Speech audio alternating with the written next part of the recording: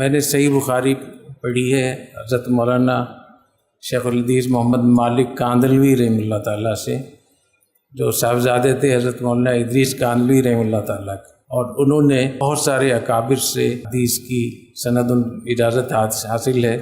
اور پوری ان کی کتاب چھپی ہوئی ہے جس میں ان کے اساتذہ اور مشائخ جو عرب عجم میں ان کے مشائخ تھے ان کا تفصیل سے ذکر موجود ہے۔ تو مجھے میرے استاد حضرت مولانا محمد مالک کاندھلوی رحمہ اللہ تعالیٰ نے صحیح بخاری سمیت تمام کتب حدیث کی اجازت دی، اور میں آپ کو بھی توکلاً علی اللہ اجازت حدیث دیتا ہوں۔ میں نے صحیح مسلم حضرت مولانا عبد الرحمن اشرفی صاحب رحمۃ اللہ علیہ سے پڑھی، اور انہوں نے اپنے والد صاحب حضرت مولانا مفتی محمد حسن امرتسری، حضرت مولانا ادریس کاندھلوی، حضرت مولانا رسول خان صاحب، حضرت مولانا سید حسین احمد مدنی،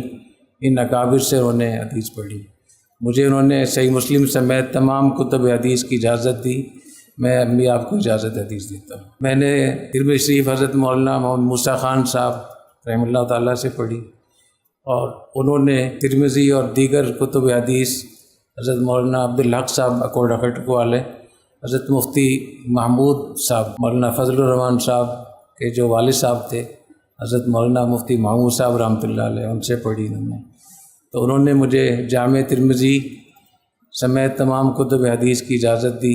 میں آپ کو اجازت دیتا ہوں۔ ابو داؤد شریف، سنن ابی داؤد میں نے حضرت مولانا سوئی محمد سرور صاحب رحمہ اللہ تعالیٰ سے پڑھی،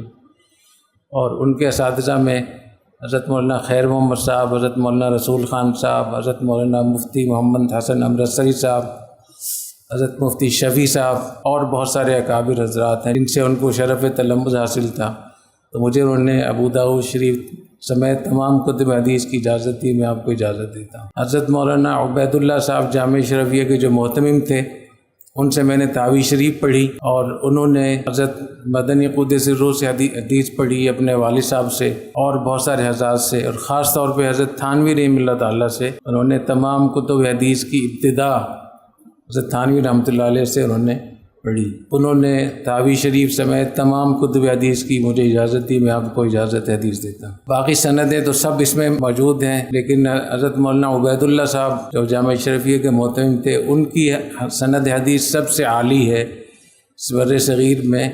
ان اسناد میں سے ہیں جو شاید 2-3 ہی ہیں، بس اس سے زیادہ نہیں ہے۔ اور اس کی وجہ یہ ہے کہ عام طور پہ جو ہمارے اکابر ہیں جن سے ہم نے حدیث پڑھی ہے، اس میں زیادہ تر وہ ہیں جنہوں نے حضرت مدنی سے پڑھی یا حضرت شاہ صاحب رحمۃ اللہ علیہ سے پڑھی۔ حضرت مدنی حضرت شیخ الہند رحمۃ اللہ علیہ سے انہوں نے حدیث اجازت ہے ان کو، حضرت شیخ الہند کو حضرت نانوتوی حضرت گنگوہی سے، ان کو حضرت شاہ عبد الغنی محدث دہلوی سے، ان کو شاہ اسحاق دہلوی سے، ان کو شاہ عبد العزیز دہلوی سے، ان کو شاہ ولی اللہ دہلوی سے۔ تو یہ جو سند ہے حضرت مولانا عبید اللہ صاحب رحمۃ اللہ علیہ کی، ان کی سند میں صرف 3 واسطے ہیں شاہ عبد العزیز کے درمیان۔ حضرت تھانوی رحمۃ اللہ علیہ، حضرت تھانوی رحمۃ اللہ تعالیٰ نے اجازت حدیث حاصل کی حضرت مولانا شاہ فضل الرحمان گنج مراد آبادی رحمۃ اللہ علیہ سے، اور وہ براہ راست شاگرد تھے شاہ عبد العزیز محدث دہلوی رحمۃ اللہ علیہ سے۔ تو بیچ میں کتنے وسائط ہیں جو نہیں ہے،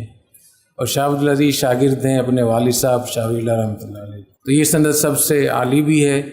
اور سب سے اس کی اہمیت بھی بہت زیادہ ہے۔ میرے شیخ حضرت مفتی رشید احمد صاحب قدس سرہ، ان سے بھی مجھے اجازت حدیث حاصل ہے۔ مجھے حضرت نے فرمایا کہ آپ نے مجھ سے اجازت حدیث نہیں لی، تو میں نے عرض کیا کہ حضرت مجھے ہمت ہی نہیں ہو رہی، فرمایا کہ بخاری شریف لائیں۔ میں نیچے سے بخاری شریف لے کر گیا، اور مجھے فرمایا کہ پہلی حدیث پڑھیں۔ پہلی حدیث پڑھی اور آخری حدیث پڑھی، اور پھر حضرت نے اپنی تمام اجازات کے ساتھ مجھے حدیث کی اجازت دی، تو میں آپ کو بھی اجازت دیتا ہوں۔